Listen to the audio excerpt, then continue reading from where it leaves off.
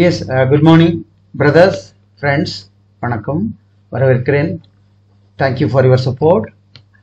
இன்னைக்கு ஜெர்மனியில் எலக்ட்ரீஷியனை பற்றி நம்ம பார்ப்போம். ஜெர்மனியில் எலக்ட்ரீஷியன்ஸ், எலக்ட்ரிக்கல் டெக்னீஷியன்ஸ் அப்படி உங்களில் யாராவது இருக்கிறீங்க, அதை பற்றி பார்க்கலாம். ஸ்ட்ரெயிட்டாகவே ஏன்னா ஜெர்மனியில் நிறைய ஒர்க் பர்மிட் வராது.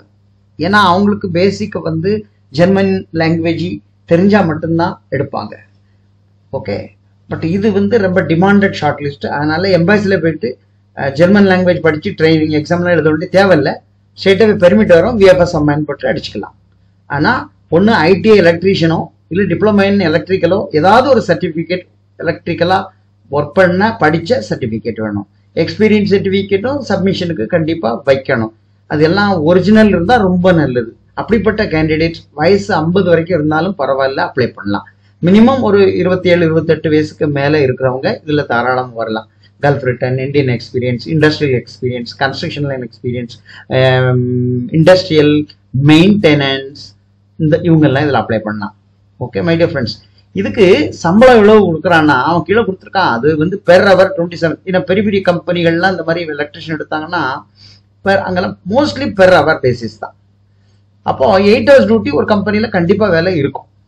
அதை கணக்கு பண்ணி தான் அவங்க இயர்லி அதான் வருஷத்துக்கு இவ்வளோன்னு எழுதியிருக்கு.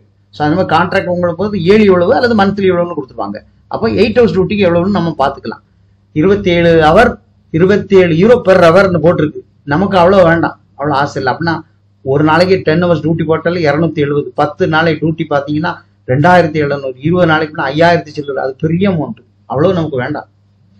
ஒரு 1000, 1300, 400 கிடைச்சாலே தாராளமாக ஒரு மாதம் ஃபுல்லாக உழைச்சா போதும். ஆரம்ப காலங்களில் அங்கே வேற டிஆர்சிலாம் எடுத்து டிஆர்சிலாம் ஒரு வருஷத்துக்கு மேலே ஆகுதான்.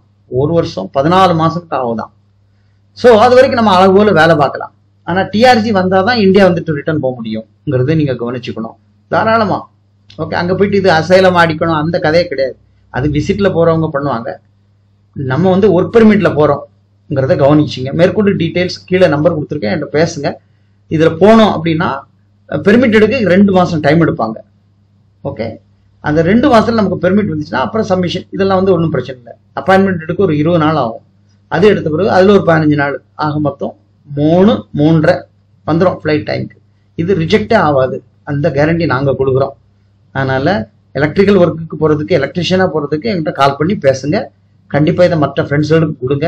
ஏன்னா இது நல்ல வேல்யூபிள் பெர்மிட் இது. ஓகே ஓகே, அடுத்த வேகன்சிக்கு அடுத்த வீடியோவில் போடுறேன், நீங்கள் பாருங்கள். மறக்காமல் ஃப்ரெண்ட்ஸுகளுக்கு இன்ஃபார்ம் பண்ணுங்கள், சப்ஸ்கிரைப்பும் பண்ணுவீங்க. தேங்க்யூ ஃபார் வாட்சிங். அடுத்த வீடியோவில் வேறு ஏதாவது தகவல்களை நான் சொல்கிறேன்.